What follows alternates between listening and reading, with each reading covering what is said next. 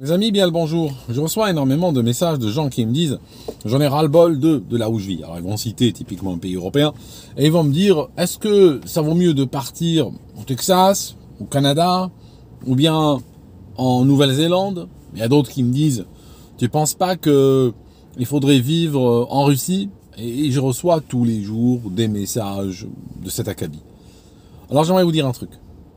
Si tu te poses la question en ces termes ou de cette manière-là, je peux tout de suite te dire c'est quoi ton expérience d'immigration. Elle est voisine de zéro. Non, il n'y a pas de tard, il n'y a pas de souci.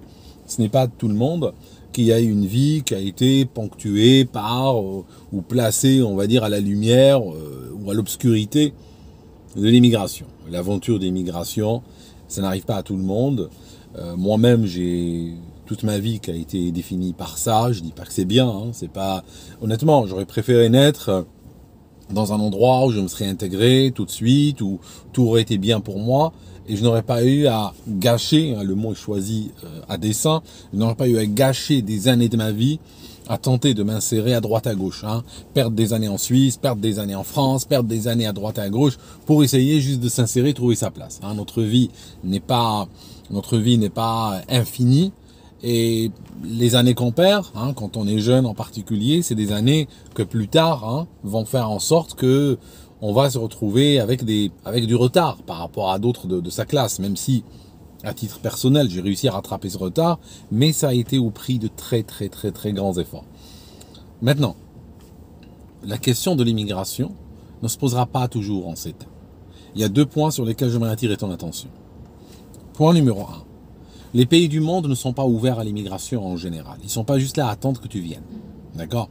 Donc très souvent, quand tu fais de l'immigration, quand tu es obligé de partir, tu n'iras pas toujours là où toi tu veux, mais tu iras là où tu peux.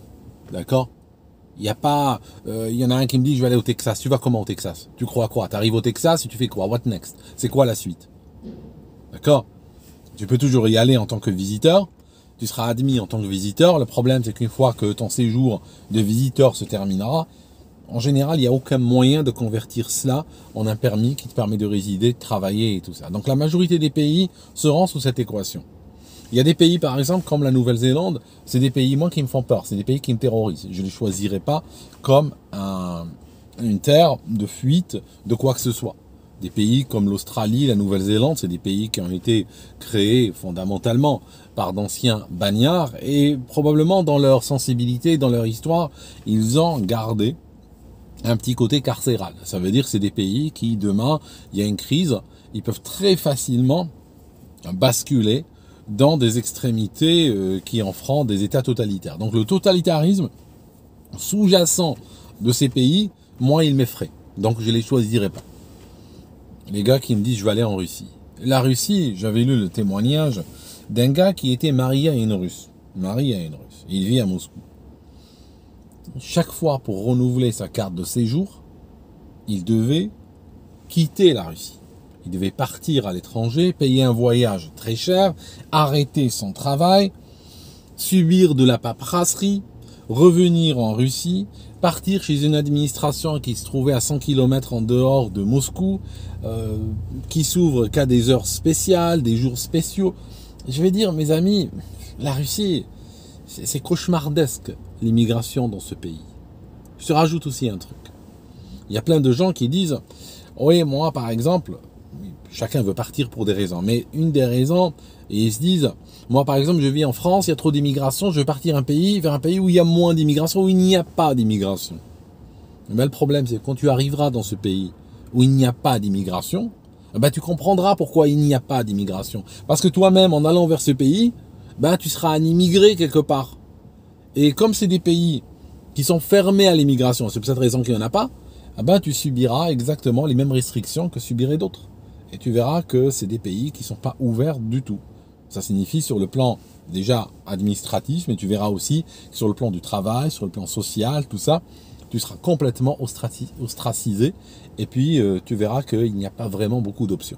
Donc ça, c'est des éléments déjà à considérer avant même de réfléchir sur des pays. La majorité des pays ne te sont pas ouverts. Ça, c'est le premier point. Autre point important.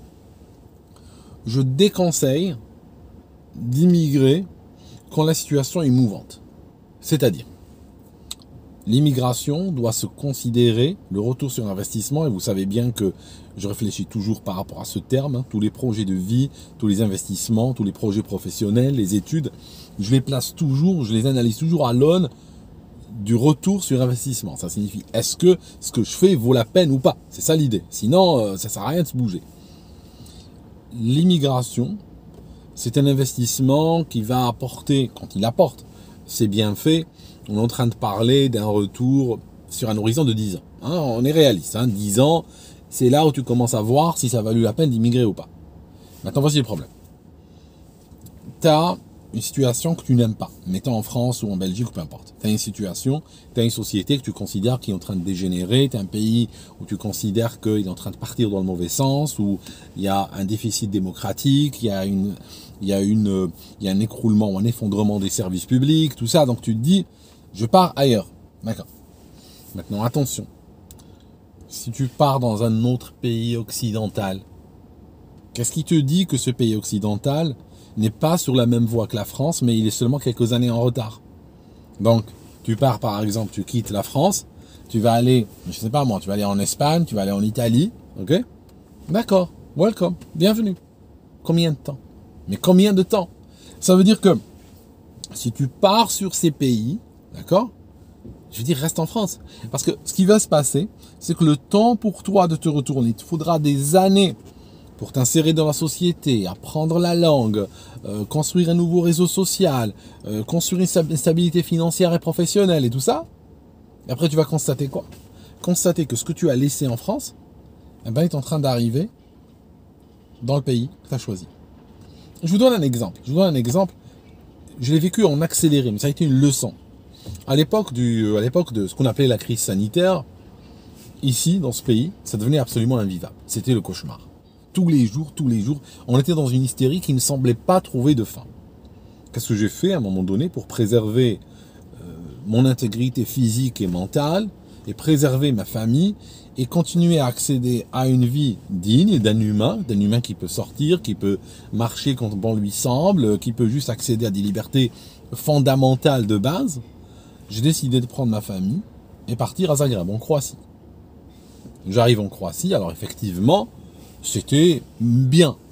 La vie se déroulait normalement, alors qu'ici, on avait tous les magasins qui étaient fermés, on avait des rayonnages où ils avaient mis des trucs, produits non essentiels interdits, tout ça. En Croatie, la vie était normale. Mais le chauffeur de taxi, qui nous a emmenés de l'aéroport, déjà lui, il nous dit, oui, vous savez, nous sommes très fâchés ici en Croatie parce que les autorités ne font pas assez. Donc, et on a parlé avec plusieurs personnes qui nous ont dit la même chose. Donc on a réalisé que la population était demandeuse, que la population voulait des restrictions, que la population regardait les pays, les autres peuples qui avaient perdu leur liberté fondamentale et les enviait et demandait, exigeait que de leur État qu'il en fasse autant. Et là on a réalisé que franchement c'est peut-être pas une bonne idée. 15 jours plus tard après notre arrivée, les magasins étaient déjà fermés. 3 semaines plus tard, les restaurants étaient fermés. Et puis progressivement, ils ont fini, quand on est parti au bout de 3 mois, quelques jours plus tard, ils ont fini même avec les masques dans la rue, obligatoires. D'accord? Donc, ce que je cherche à te dire, là c'est en accéléré, mais ça a été une leçon de vie. C'est une leçon qui m'a coûté cher, mais là je la partage avec toi. Comme ça, toi tu en profites gratuitement, en regardant cette vidéo qui est gratuite aussi. Donc, l'idée, c'est que quand tu émigres quelque part, parce qu'il y a une insatisfaction que tu as chez toi, où il y a des choses qui ne vont pas et tu veux les éviter, fais gaffe à ne pas aller dans un pays qui est sur la même voie, qui va rejoindre le pays que tu as quitté dans 5 ans, 6 ans, 8 ans, d'accord? Parce que le temps pour toi de t'insérer, faire cet effort d'immigration, et que tu sois bien dans la société d'accueil, ah ben, elle a déjà rejoint la société que tu as quittée. Et là, tu te demandes si tu avais bien fait de partir. Si toutes ces années de ta vie, tous ces sacrifices, ces dépenses, ces machins, ont valu la peine. D'accord? C'est comme moi quand j'étais à Zagreb et que je voyais qu'on avait rejoint le Royaume-Uni. Hein, donc j'avais les mêmes problèmes que j'ai laissés au Royaume-Uni étaient déjà présents dans la société de Zagreb ou croate. Ils étaient en train de s'intensifier. J'avais une bouffe dégueulasses, des gens pas particulièrement ouverts ou sympathiques ou autres. Et je me disais, mais qu'est-ce que je fous ici finalement? D'accord? Rajoute par cela les tremblements de terre sans arrêt, parce que là, tu quittes un pays que tu connais, mais tu arrives dans un pays que tu connais pas, donc il y a de nouveaux dangers qui vont te guetter. À ce moment-là, je me suis dit, bon, il va falloir peut-être que je rentre chez moi, quoi. Et je suis rentré au Royaume-Uni, d'accord? Mais ça m'a coûté 3 mois. Mais fais gaffe, ça peut te coûter 10 ans aussi. Okay. Merci mes amis, en tout cas, d'avoir écouté cette vidéo jusqu'ici, et on se voit dans la prochaine. À très bientôt.